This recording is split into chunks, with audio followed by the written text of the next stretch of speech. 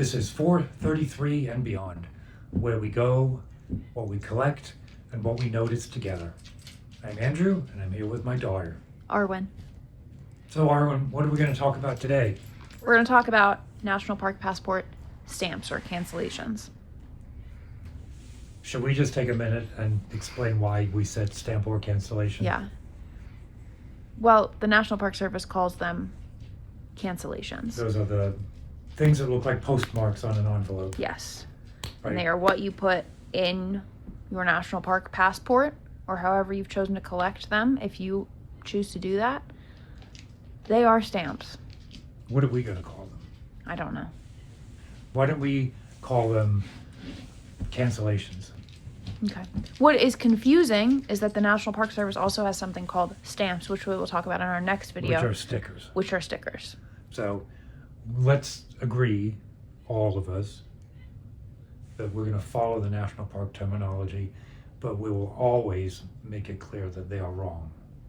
I don't think I'm ever going to be able to call those stickers stamps. I'm just not going to think about it. I would call them annual release stickers. Okay. Yeah, that sounds fair. But maybe we call it the We can call these cancellations. Cancellations, yeah. To be extra clear. Just to be and clear. It's lawless with the stickers. We'll get to that. We'll get to that. So these are ink things. They are stamps. But they are cancellation stamps, Okay. despite the fact that they're not canceling anything. Well, there's canceling a Box in your passport. A sticker. But they're A not. stamp. You get a stamp and you cancel it. That's their thinking, right? But then they should have released all of the stamps. They should have released all the stamps. And they didn't do that. They didn't do that. And you don't have an opportunity to really cancel them. No, it's not. But anyway, So that's what we're about talking about. cancellations. The cancellation, Okay. the cancellation stamps. Let's see what we do there. The cancellation stamps. I think it's the clearest way to do it. Every one of the National Park Service units, all 433 of them, have a cancellation. And if you have the collector's edition passport, which I do, there is a spot for every unit to put a cancellation. Every unit has a stamp. I do not think people are going to find themselves, no matter what your collection philosophy is, I don't think you're going to find yourself short of stamps to get. But I think there's a possibility that you're going to find yourself in the position we're in, which is an excess of stamps, and you're not sure where to put them. That is the Cancellations. thing. Yeah, that's kind of what started this in our Valley Forge moment. Well, that right? was a sticker. That was the stickers, right. So there's a couple times that you're going to maybe run into having more cancellations than you know what to do with. If you have the collector's edition passport, and we'll put a picture of an empty page for the collector's edition passport, there is a box for one cancellation stamp. We're going to ignore the bigger box for now because that is thinking about the what they call stamps, the stickers that come out. We'll get to that later. But there's a spot for one cancellation. Any decision is a perfectly reasonable one to make. But for our peace of mind, we like to make the decision deliberately and not find ourselves in a position where we don't know whether or not we want to get a cancellation stamp. In the classic edition, the smaller edition passport, you don't have a designated spot for one. You have a spot for a few. And I think probably in a future video, we'll have to talk about the pros and cons of each kind of passport. There are a couple things you might run into if you say, willy-nilly, I'm going to go get some passport stamps. For example, I'm going to go to Washington, D.C., like we are going to do in a few weeks' time, and I'm going to get some passport stamps. Problem number one you'll run into is that sometimes a unit, which is one row or one box in the passport, or one sticker page in the classic edition passport, has multiple stamps associated with it.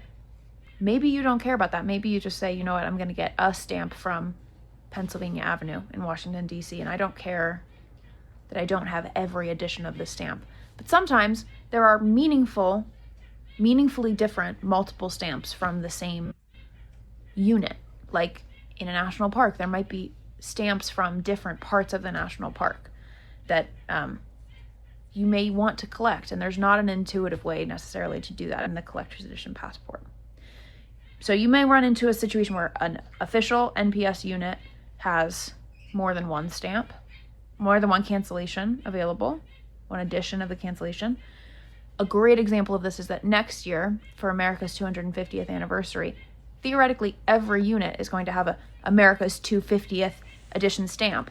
And maybe you don't care about having some of them be that edition, some of them the normal edition, and that's fine. Well, if you don't care about that, you're in the wrong town. We're going to have to talk about the 250. That's introduced that every single unit's just going to have an messed issue everything for up. the next year. Well, can I ask you some questions? And based on that criteria, you tell me whether. So, Shenandoah National Park, there's a stamp that says Shenandoah National Park, but there are two different visitor centers.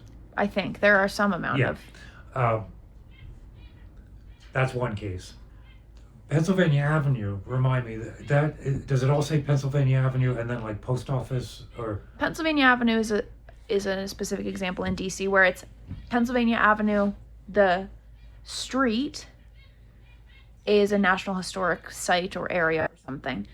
The different stamps for Pennsylvania Avenue, there's a general Pennsylvania Avenue stamp, cancellation, and then there are, I think, 3 different specific locations along Pennsylvania Avenue that have their own stamp. They also say, I think, Pennsylvania Avenue, but it's, the old post office or the U.S. Navy Memorial.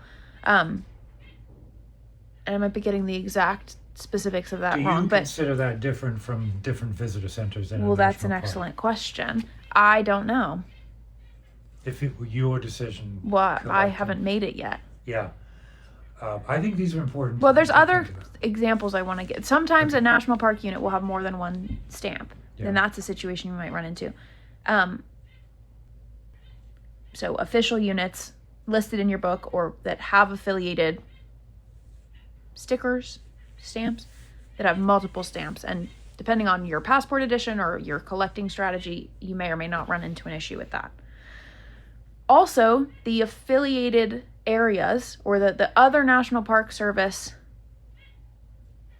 places that are not part of those 433 units. So what we talked about in our last video, things like Pinelands in New Jersey or Niagara Falls National Historic Area, those also have stamps, but they don't have a designated spot.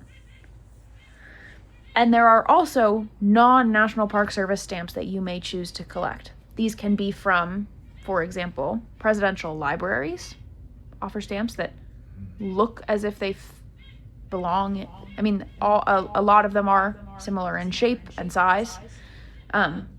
You may choose to collect those, but they don't necessarily have a designated spot in your passport. NASA or Smithsonian sites often, though not always, have stamps. U.S. Fish and Wildlife Services sometimes have stamps for some of their sites.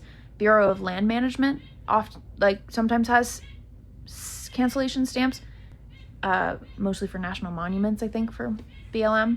And state parks. Your state parks may or may not have a stamp system, affiliated or not affiliated with their own personal, private state passport system. That's kind of its own category. But you may choose that you also want to collect your state park stamps. Obviously, there's not a way to do that intuitively in the passport, but you may want to somehow capture that. For example, if you're going on a trip, as we are to Shenandoah Valley, we may want to go to a state park and we may want somewhere to capture that.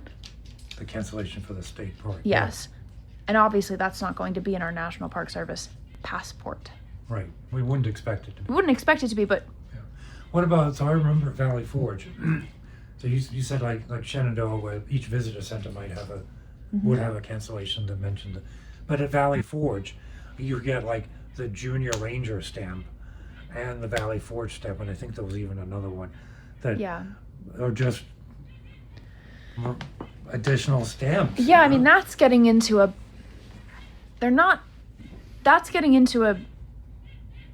challenge with collecting stamps, where if you set out the goal, which you don't have to do, none of this is mandatory to go to these places.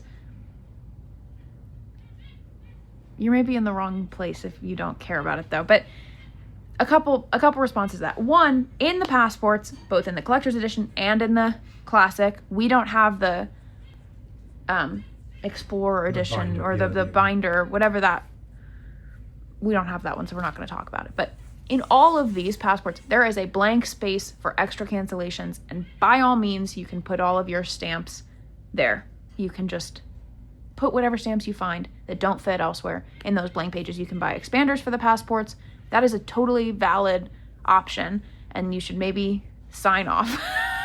Yeah. Like, that's totally valid. Why don't we want to do that? Because we're completists, and because we want to collect, and we want to collect the complete scope of what we've defined. So we need to define the So scope. we need to define the scope of what we want to collect. Yeah. It's not one-to-one place National Park Service unit to stamp, because some locations will have many stamps available. For example, Valley Forge had not only the Valley Forge stamps, including the Junior Ranger stamp, which is a whole other kind of thing we're not going to worry about right this minute, but it also had, what did it have? The Schuylkill River National Historic Area and a trail, I think the Lafayette Trail or something. Right. Which are affiliates. Those are affiliated somehow with the National Park Service. They don't represent units in here. They're not part of the 433. They're not part of the 433. Right. But they did have National Park Service issued stamps. Yes, that's right. And they were available there. You will also sometimes find, like in DC is a good example because there are so many units so close together. At one bookstore, you may find stamps available for 8 different. At the Dwight D. Eisenhower Memorial Library or Memorial Bookstore, you may find the stamps for Eisenhower, Lincoln, Jefferson, and Martin Luther King memorials. Yeah. And you may or may not want to stamp those. We, I think, would say we only want to stamp them if we have also gone to that site. Yes, because we want to collect all the stamps After visiting. but you have to visit. You could say my collecting philosophy is I want one of all the stamps, and there are folk out there who trade stamps. You can write to a location and say, "Can I get one of your stamps?" Right. And they'll send it to you, and you can collect them that way. Or you could say, I'm going to go to this bookstore because it has 18 stamps and and I'm going to get those them all. And I don't care if I haven't gone to the Lincoln Memorial. Like Philadelphia is a good example of that as well, because Mm-hmm. what is it? Not Constitution Hall. Mhm. Okay, you could get a stamp for any of the available stamps are all available in that one location. Yeah. Uh, We chose not to but get we all of chose only them. to get the ones that we had been to. Yeah. That is a good example. Yeah. But, I mean, that can sometimes be beneficial. You had an experience in Acadia where you really took advantage of the fact that you could get the stamp Well, elsewhere.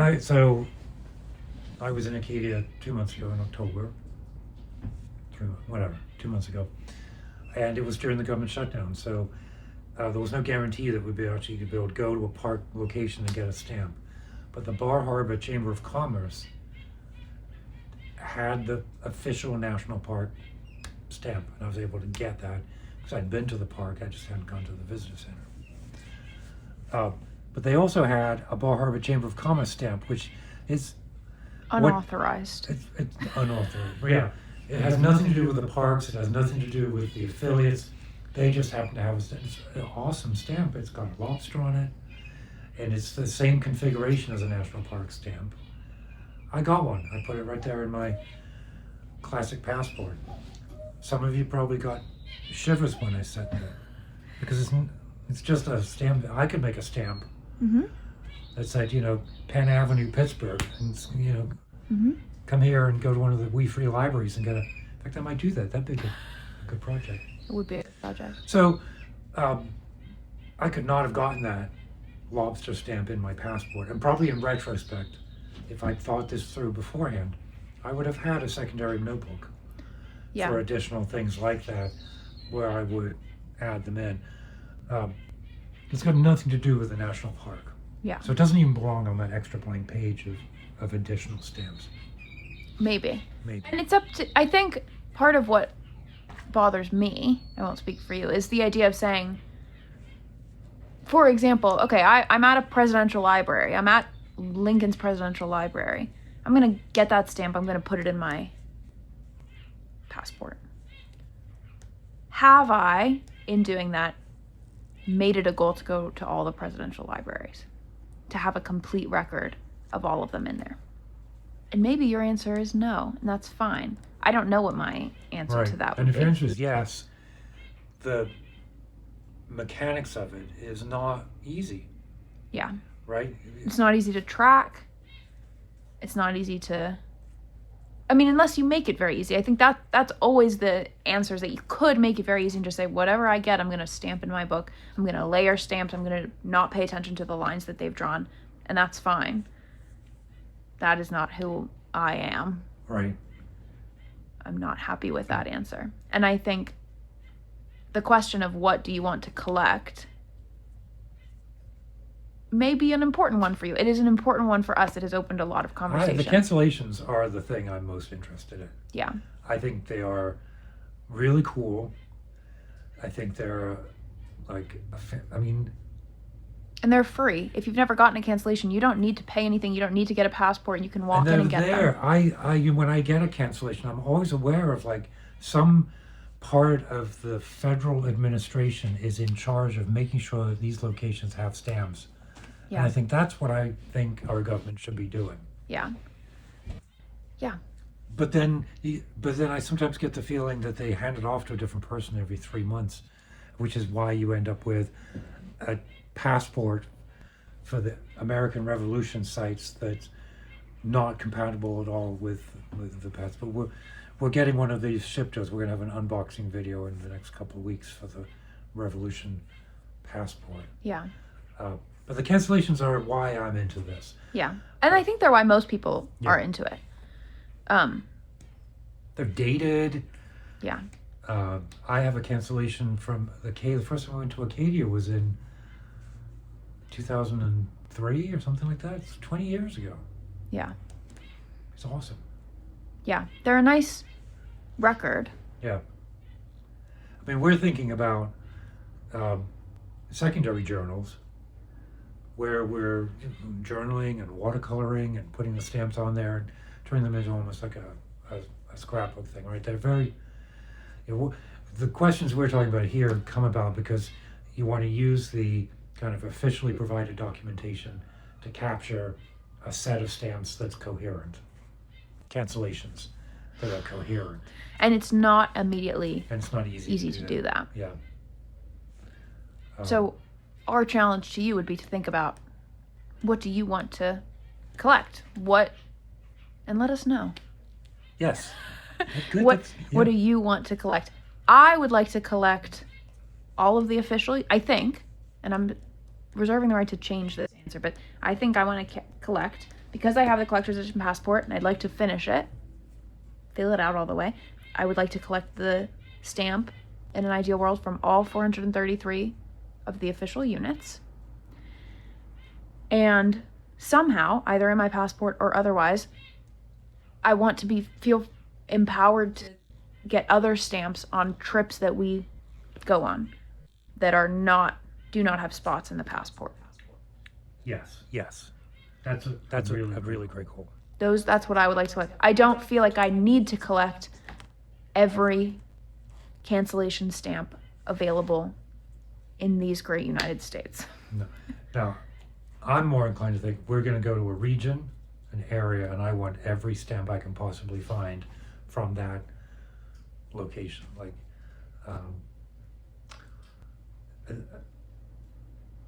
That's changeable. Mm-hmm. Because again, you have the unauthorized stamps, but I want those.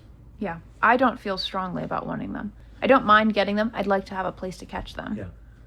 That's not just in the margins of my passport. There are people that do beautiful, scrapbook, collage. They put photos in their passport. They are writing over or pasting things over the printed text. They are ignoring the printed lines. And those are very fun to look at. It's not who I am, and I'm never going to be happy doing that. Right. I'm not going to do that. So I would like another solution. Yeah.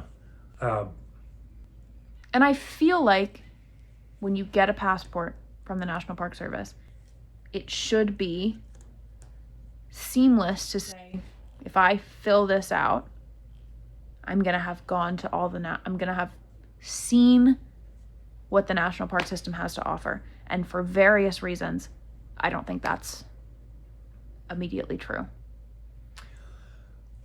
So one thing before we wrap up, to remind everybody that a lot of the information that you have about what is a stamp and where it is comes from the, what's it called, the National Travelers? Yeah, it's passport stamps, parkstamps.org, the National Park Travelers Club. They are awesome. They are an online database, crowdsourced, like maintained by everybody, maintained by its users, a database of all of the cancellations available, both from the National Park Service and otherwise. And they're a phenomenal resource, and I cannot recommend. Even if you're a little bit interested. It's what, $5 a like year? $10 for the first year, and then $5 every year after that. It's 100% worth it.